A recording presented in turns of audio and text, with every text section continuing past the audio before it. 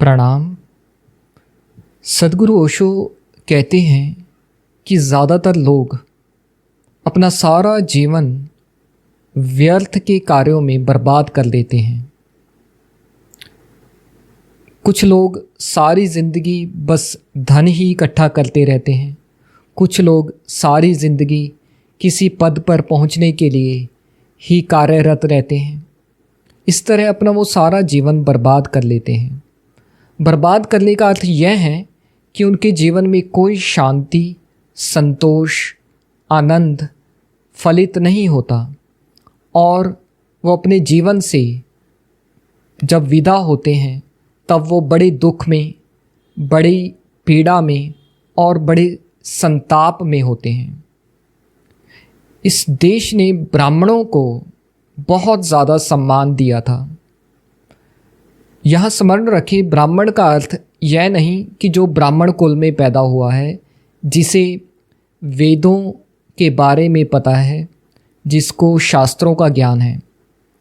ब्राह्मण का अर्थ यह होता था कि जिसने जीवन के सत्यों की खोज की है, जीवन के ज्ञान को प्राप्त करने के लिए अनुसंधान किया है। क्योंकि जो व्यक्ति जीवन के रहस्यों की खोज करता है, उसके जीवन में एक अपरिसीम शांति व्याप्त हो जाती है। यही कारण था कि ब्राह्मण के चरणों में सम्राट भी अपना सर झुकाते थे। ऐसे ही एक ब्राह्मण की बात और एक धन के पीछे पागल व्यक्ति, जिसको हम कहें वैश्य, उसकी बात ओशो इस प्रवचन में करते हैं। तो ओशो कहते हैं एक ब्राह्मण था जिसका नाम था कणाद, जो सत्य की, जीवन के ज्ञान की खोज में लगा हुआ था। उसका नाम कणाद कैसे पड़ा था? वह जो भोजन करता था, वो खेतों में जो अनाज के कण गिर जाते थे उसको इकट्ठा करके ही वो भोजन करता था, इसलिए उसका नाम कणाद पड़ा। जिस साम्राज्य में वो रहता था, जब उस साम्राज्य के राजा को इस बात की खबर हुई कि एक ऋषि अपना जीवन यापन इस प्रकार से कर रहा है, तो वो बहुत सारा अनाज लेकर अपने रथ में रखकर कणाद के पास जाता है और कणाद के पास जाकर बोलता है कि आप कृपया यह अनाज रख लें कि आप हमारे साम्राज्य में रहते हैं।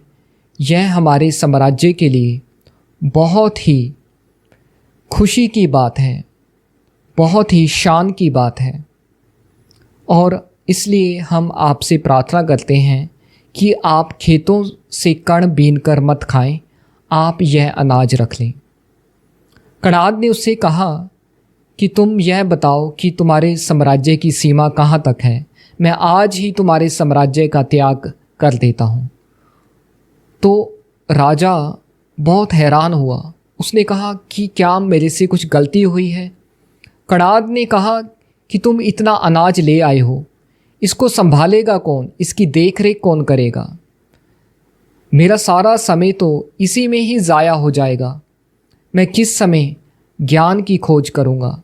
मेरा सारा का सारा जो बोध है इस तरफ ही लगा रहेगा, इसलिए मैं तुम्हारा साम्राज्य छोड़ देना चाहता हूँ।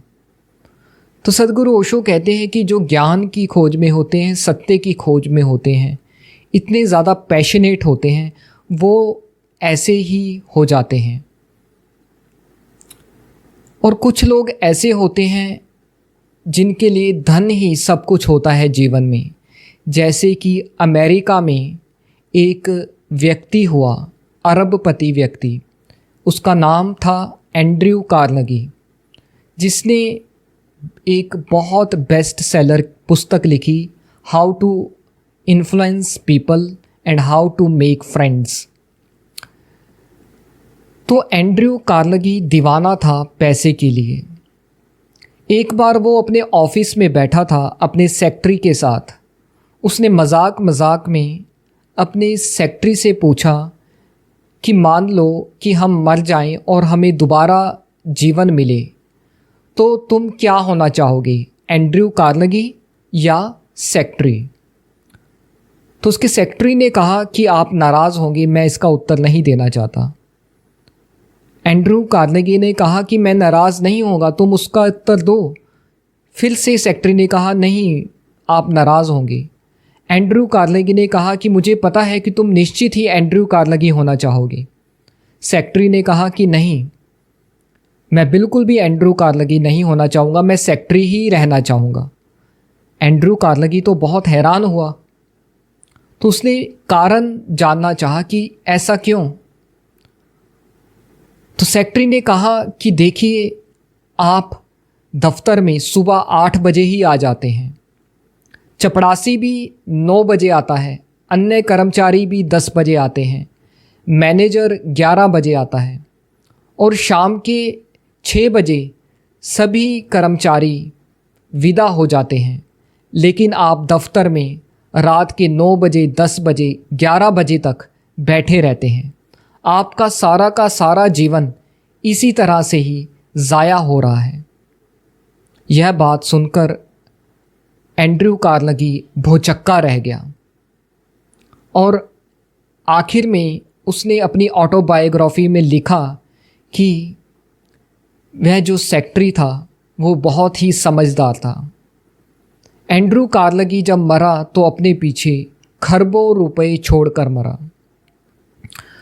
तो देखिए, ज़्यादातर व्यक्ति ऐसे ही होते हैं, वो अपना सारा जीवन ज़ाया कर देते हैं धन के लिए या किसी पद की दौड़ के लिए। वो जीवन में शांति कैसे उपलब्ध होगी, परम संतोष कैसे उपलब्ध होगा, इसकी खोज कभी करते ही नहीं। इसलिए जब अंतिम घड़ी उनके जीवन में आती है तब वो बेहद परेशान, दुखी और चिंतित होते हैं। सद्गुरु ओशो हमें इसलिए कहते हैं कि हमें ज्ञान की खोज इसलिए अवश्य करनी चाहिए। ओशो कहते हैं कि मैं तुमसे यह नहीं कहता कि तुम धन मत कमाना, धन अवश्य कमाना, लेकिन धन को साध्य यानी गोल मत बना लेना। धन तो एक साधन है जिससे तुम अपने जो जीवन की यात्रा है उसको तुम आगे बढ़ाते हो। ज्ञान की खोज में भी धन बहुत सहयोगी है, लेकिन धन को हमेशा साधन मानना, उसको एक डिवाइस मानना, उसको एक मीडियम मानना, उसको कभी भी जीवन का लक्ष्य मत बना लेना। अन्यथा जब जीवन की आखिरी घड़ी आएगी तो तुम बहुत ज़्यादा दुखी और चिंतित और भयभीत होगी और तब पछताने से कुछ भी नहीं होगा। प्रणाम, धन्यवाद।